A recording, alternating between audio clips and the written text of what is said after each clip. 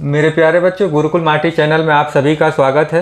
आज हम लोग जानेंगे भाग 15 निर्वाचन 324 से 329।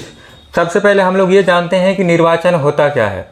तो मेरे प्यारे बच्चों, निर्वाचन क्या होता है? हमारी भारत की जनता निर्वाचन के माध्यम से स्वतंत्र रूप से अपने प्रतिनिधि को क्या कर सकती है? चुन सकती है। जो जनता का क्या बनते हैं लोग? सेवक बनते हैं। जैसे विधानसभा के सदस्य, लोकसभा के सदस्य।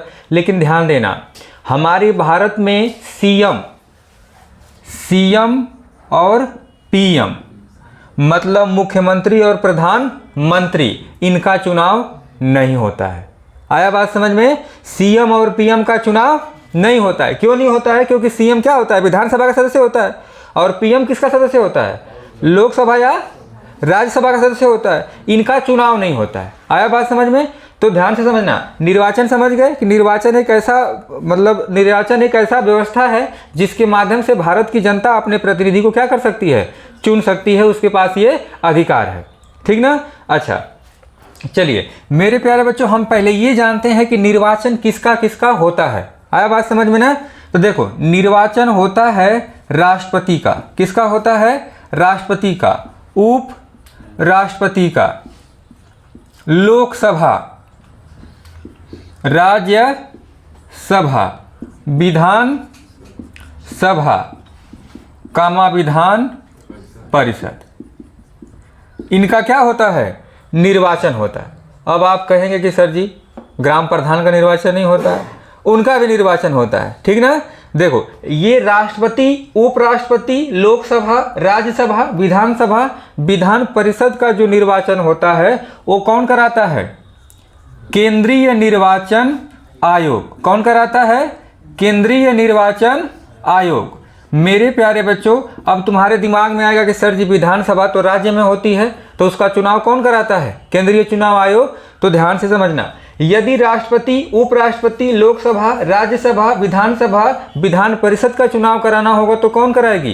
केंद्रीय निर्वाचन आयोग। मतलब सेंट्रल गवर्नमेंट का जो निर्वाचन आयोग होता है उसको कराएगा कौन? राष्ट्रपति, उपराष्ट्रपति, लोकसभा, राज्यसभा, विधानसभा और विधान परिषद का चुनाव। अगली बात ध्यान समझना, जो हमारी पंचायत होती है, पंचायत बोले तो ग्राम प्रधान, ग्राम प्रधान, कामा, ग्राम प्रधान के बाद जिला पंचायत, और क्षेत्र पंचायत जिसे हम क्या कहते हैं? बीडीसी, और चेयरमैन, चेयरमैन होते हैं ना, इसी में आते हैं सभासद, इसी में आते हैं पार्षद। इन सभी का चुनाव कौन कराती है मेरे प्यारे बच्चों? राज्य निर्वाचन आयोग। कौन कराती है? राज्य निर्वाचन आयोग। तो ये बात आप समझ गए कि सर जी निर्वाचन क्या होता है। दूसरी बात ये भी समझ गए कि सर जी केंद्रीय निर्वाचन आयोग किसका चुनाव कराता है और राज्य निर्वाचन आयोग किसका चुनाव कराता है। तो राज्य निर्वाचन आयोग कराता है ग्राम प्रधान, जिला पंचायत, क्षेत्र पंचायत, चेयरमैन, सभासद, पार्षद का कौन कराता है? राज्य निर्वाचन आयोग। और राष्ट्रपति, उपराष्ट्रपति, लोकसभा, राज्यसभा, विधानसभा, विधान परिषद का चुनाव कौन कराता है? केंद्रीय निर्वाचन आयोग। अगली बात हम समझते हैं कि सबसे पहले ये जानते हैं कि निर्वाचन आयोग की स्थापना कब की गई थी? कब की गई थी? कोई बच्चा बताए? निर्वाचन आयोग की स्थापना मेरे प्यारे बच्चों की गई थी 25 जनवरी 1950। कब किया गया था? 25 जनवरी 1950। और 25 जनवरी को ही भारतीय मतदाता दिवस मनाया जाता है। आया बात समझ में? 25 जनवरी को क्या मनाया जाता है? भारतीय मतदाता दिवस। क्योंकि भारत में निर्वाचन आयोग की स्थापना कब की गई थी? 25 जनवरी 1950 को। इतनी बात समझ गए? अगला पॉइंट, एक एक पॉइंट करके हम लोग सीखेंगे। अगला पॉइंट, निर्वाचन आयोग में कितने सदस्य होते हैं? कितने सदस्य होते हैं? 3। कितने होते हैं मेरे प्यारे बच्चों? 3। जो निर्वाचन आयोग होगा उसमें टोटल कितने सदस्य होंगे? 3। जिसमें एक क्या होंगे? मुख्य चुनाव आयुक्त होंगे। एक क्या होंगे? मुख्य चुनाव आयुक्त होंगे। अब बाकी 2 ठो क्या होंगे? अन्य होंगे। क्या होंगे मेरे प्यारे बच्चों? अन्य होंगे, जो मुख्य चुनाव आयुक्त की क्या करेंगे? मदद करेंगे। अर्थात निर्वाचन आयोग में सदस्यों की संख्या कितनी होती है? 3 होती है, जिसमें एक मुख्य चुनाव आयुक्त होंगे और 2 क्या होंगे? अन्य होंगे। आया बात समझ में? अब ध्यान से समझना। अगली बात हम समझते हैं कि जो निर्वाचन आयोग के सदस्य होते हैं उनकी योग्यता वगैरह क्या होती है, कार्यकाल क्या होता है, पेमेंट वगैरह क्या होता है, ये सारी चीज़ें हम लोग क्या करते हैं, समझ लेते हैं। तो देखो अगली बात समझते हैं। इतनी बात समझ गए, मिटा दिया जाए। चलिए, अगर इतनी बात आप समझ गए तो अब हम लोग जानते हैं कि जो निर्वाचन आयोग के सदस्य होते हैं उनकी कहानी क्या होती है। तो पहली बात देखो, निर्वाचन आयोग के जो सदस्य होते हैं मेरे प्यारे बच्चों, उनकी नियुक्ति कौन करता है? इनके सदस्यों की नियुक्ति कौन करता है? तो नियुक्ति कौन करता है? राष्ट्रपति। कौन करते हैं? राष्ट्रपति। तो निर्वाचन आयोग के सदस्य की नियुक्ति कौन करता है? राष्ट्रपति करते हैं। दूसरी बात, इनका कार्यकाल कितना होता है? तो मेरे प्यारे बच्चों, इनका कार्यकाल होता है 6 या 65 वर्ष। 6 या 65 वर्ष, जो इनमें से क्या हो, पहले हो। जैसे मान लीजिए मैंने बताया था, यदि 60 वर्ष में बनते हैं तो 65 वर्ष में क्या हो जाएंगे, वो रिटायरमेंट हो जाएंगे ना। तो 6 या 65 वर्ष, जो इनमें से क्या हो, पहले हो। लेकिन ध्यान देना, 6 या 65 वर्ष किसका होगा? मुख्य चुनाव आयुक्त का होगा। किसका होगा? मुख्य चुनाव आयुक्त का होगा। मतलब जो मुख्य चुनाव आयुक्त होते हैं, जैसे अभी पहली बार कौन बना था? सुकुमार सेन। अभी कौन है? सुशील चंद्रा है ना। तो जो मुख्य चुनाव आयुक्त होते हैं उनका होता है 6 या 65 वर्ष। लेकिन जो दो अन्य होते हैं ना, जो अन्य दो ठो होते हैं, अन्य दो का होता है 6 या 62 वर्ष। कितना होता है मेरे प्यारे बच्चों? 6 या 62 वर्ष। मतलब जो मेन मुख्य चुनाव आयुक्त होते हैं उनका कार्यकाल होता है 6 या 65 वर्ष। लेकिन जो दो अन्य होते हैं उनका कार्यकाल होता है 6 या 62 वर्ष। इतनी बात समझ गए आप लोग? चलिए ध्यान देना, मुख्य चुनाव आयुक्त का शपथ नहीं होता है। मुख्य चुनाव आयुक्त का शपथ नहीं होता है, मतलब इनको शपथ नहीं दिलाया जाता है। नहीं तो आप दिमाग में बैठा लेना कि सर जी राष्ट्रपति दिलाते, नहीं, इनको शपथ नहीं होता है। राष्ट्रपति द्वारा मनोनीत कोई भी व्यक्ति जाके इनको शपथ दिला देता है, लेकिन इनका राष्ट्रपति का मुख्य चुनाव आयुक्त का शपथ का वर्णन कहीं संविधान में नहीं किया गया है। इतनी बात समझ गए आप लोग? अगली बात, इनका वेतन कितना होता है मेरे प्यारे बच्चों? तो वेतन होता है 2.5 लाख। कितना होता है? 2.5 लाख, बोले तो 2.5 लाख। कहाँ से दिया जाता है? तो आप पढ़े होंगे सर जी, कहाँ से दिया जाता है? संचित निधि से। कहाँ से दिया जाता है?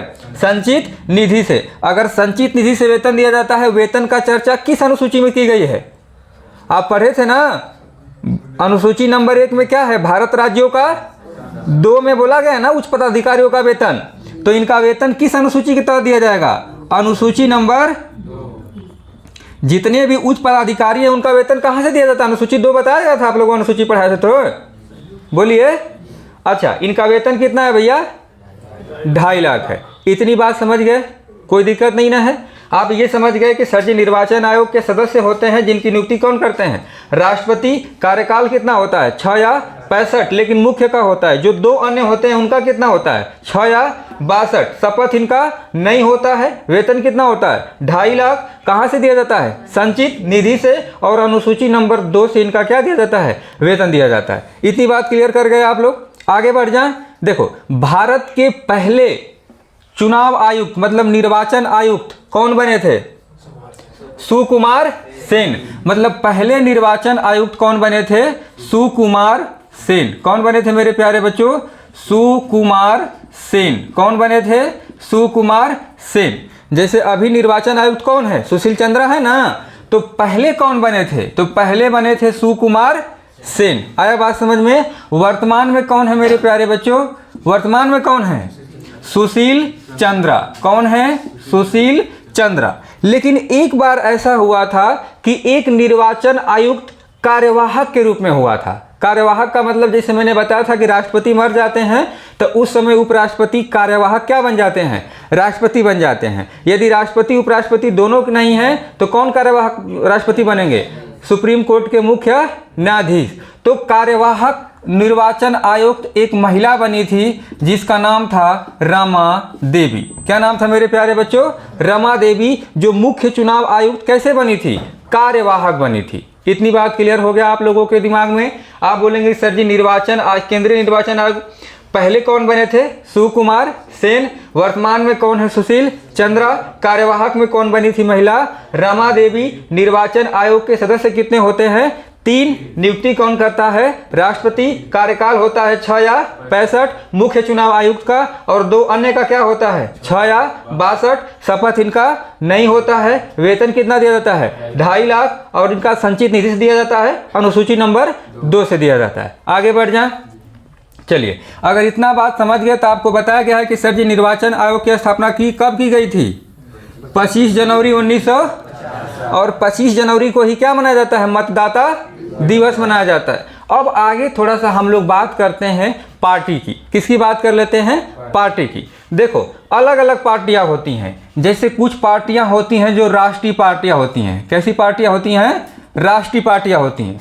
कुछ पार्टियां क्या होती हैं? क्षेत्रीय पार्टियां होती हैं।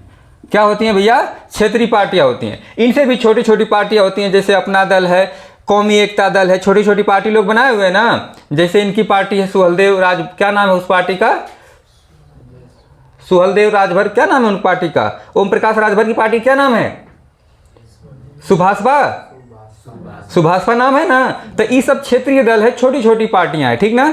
अब ध्यान से समझना, इस चीज को समझते हैं। राष्ट्रीय पार्टी इसे कहेंगे। पहली बात तो ये समझना, राष्ट्रीय पार्टी किसे कहेंगे और क्षेत्रीय पार्टी किसे कहेंगे। राष्ट्रीय पार्टी कब बनती है और क्षेत्रीय पार्टी कब बनती है? देखो, राष्ट्रीय पार्टी अगर बनाना है तो इसके लिए निर्वाचन आयोग का नियम है। निर्वाचन आयोग कहता है कि देखिए भैया,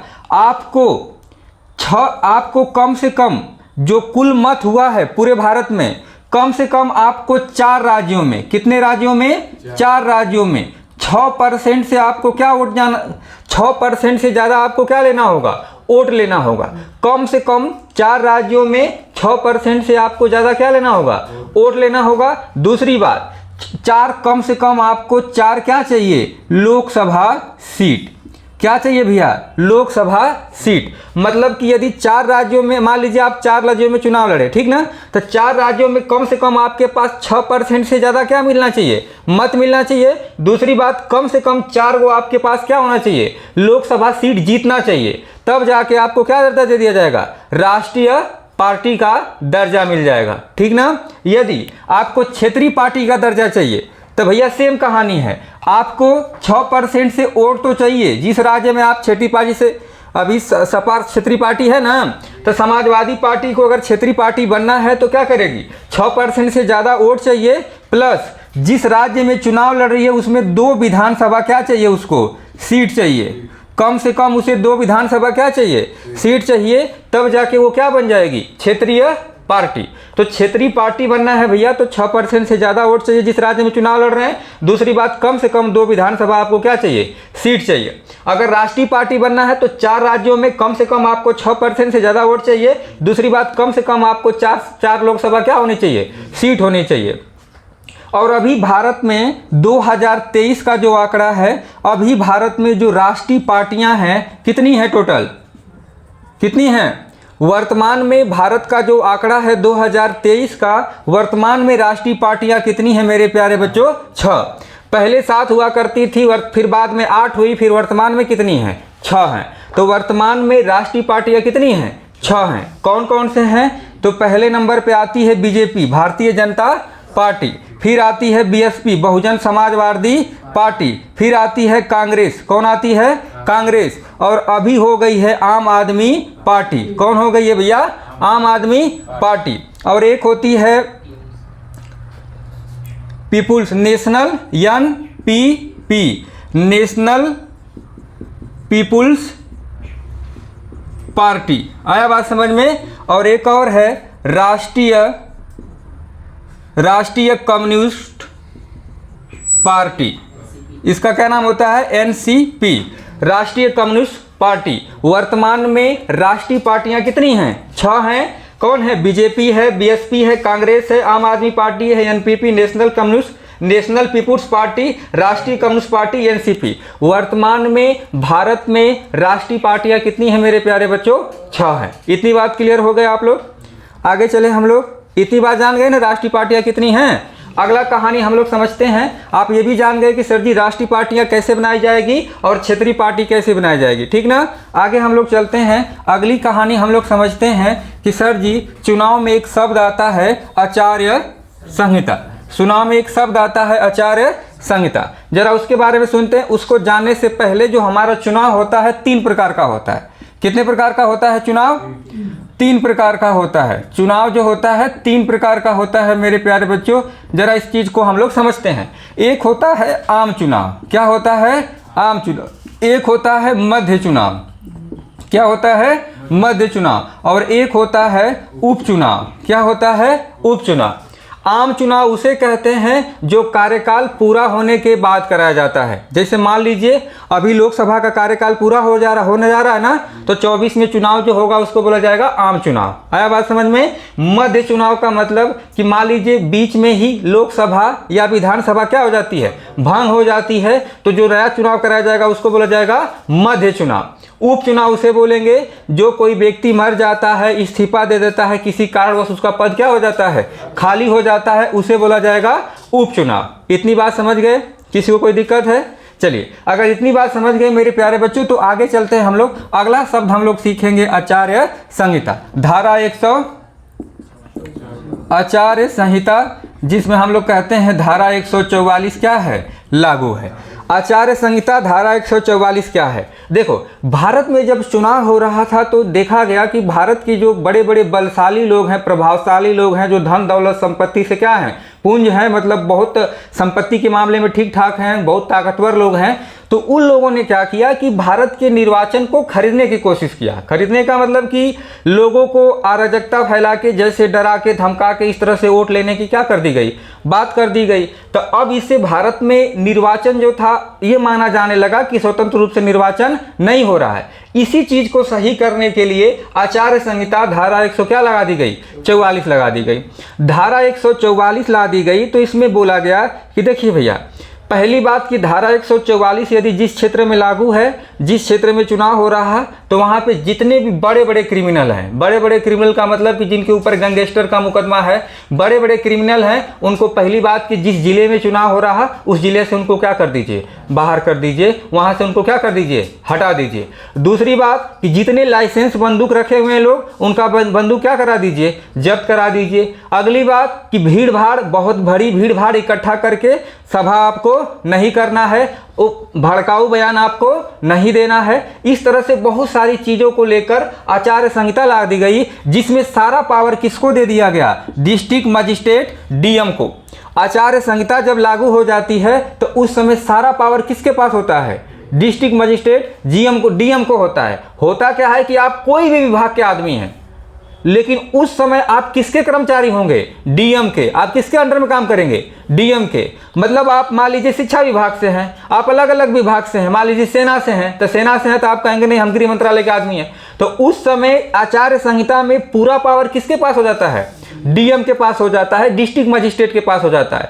और सारा डीएम रिपोर्ट किसको पेश करता है? चुनाव आयुक्त को। किसको पेश करता है? निर्वाचन आयोग जो होता है, चुनाव आयुक्त को क्या करता है? डीएम पेश करता है कि हमारे जिले में कोई दिक्कत नहीं है, हमारे जिले में अच्छे से क्या हो रहा है? चुनाव हो रहा है। अब जिला का जो डीएम होंगे वो जिले में मीटिंग करेंगे, अलग अलग जगह पे अलग अलग पदाधिकारी को भेजेंगे, अलग अलग जगह पे चुनाव लगाएंगे, ड्यूटी लगाएंगे। मान लीजिए आप शिक्षा कर्मचारी हैं, आप रहने वाले जौनपुर के हैं और डीएम साहब चाहे तो आपको गाजीपुर, बलिया, बनारस क्या कर सकते हैं? भेज सकते हैं, क्योंकि आचार्य संहिता में सारा पावर किसके पास आ जाता है? डीएम के पास आ जाता है। दूसरी बात, मान लीजिए आप विधायक पहले से हैं, अगली बार विधायक का चुनाव लड़ रहे हैं, पावर में हैं, तो भैया आप कहेंगे, आप डीएम को चाहे तो धमकाने लगे, तो धमकाएंगे तो भैया पावर किसके पास है? पूरा डीएम के पास है। तुरंत आपको क्या करेगा? उठा लेगा। अच्छा, निर्वाचन आयोग कहता है कि आचार्य संहिता के दौरान कोई भी प्रत्याशी कोई भी अराजकता फैलाता है, कुछ इस तरह से काम करता है जो निर्वाचन आयोग के खिलाफ है, तो उसको कुछ दिन के लिए क्या कर दिया जाएगा? चुनाव लड़ने से बाध्य कर दिया जाएगा, ताकि वो अगले आने वाला समय में चुनाव नहीं लड़ पाएगा। तो इस चीज़ को लेके भी लोग डरते हैं। आचार्य संहिता में पहली बात की क्या, कार्यपालिका जो होती है और न्यायपालिका होती है, तो कार्यपालिका की कहानी एकदम मजबूत रहती है। कार्यपालिका जो रहती है काम करती है मजबूती से, क्योंकि डीएम के पास सारा पावर होता है। कोई सांसद हो, लोकसभा सदस्य, राज्यसभा, विधानसभा, कोई भी बड़े से बड़े मंत्री हो, लेकिन उस समय वो क्या रहेंगे? एक आम आदमी रहेंगे, क्योंकि धारा 144 लागू होगी और सारा पावर किसके पास होगा? डीएम के पास होगा। कोई भी जिले में निर्वाचन से संबंधित बात आएगी तो सारा रिस्क किसको लेना पड़ेगा? डीएम को लेना पड़ेगा, क्योंकि उस समय जिले का सारा पावर किसको दे दिया जाता है? डीएम को दे दिया जाता है। अच्छा, अगली बात आप सुने होंगे ईवीएम। आप ईवीएम का नाम सुने हैं? ध्यान से समझो, ईवीएम जो होता है, ये ईवीएम की कहानी जरा हम लोग सुन लेते हैं। इसका फुल फॉर्म क्या होता है? Electronic voting machine. देखो ईवीएम भारत में कब कब आया, कैसे आया, जरा बात को समझते हैं। देखो ईवीएम भारत में पहली बार लाया गया था 1982 में। कब लाया गया था? 1982 में। और पहली बार ईवीएम से चुनाव हुआ था केरल में। कहाँ चुनाव हुआ था? केरल में। इसके बाद 1999 में ला दिया गया गोवा के विधानसभा में। क्या कराया गया? चुनाव कराया गया। मतलब ईवीएम से 1999 में फिर कहाँ चुनाव हुआ? गोवा में हुआ। फिर इसके बाद क्या हुआ कि 2013 आया, और 2013 में एक आप लोग पढ़े होंगे नॉन ऑफ दीज, नोटा।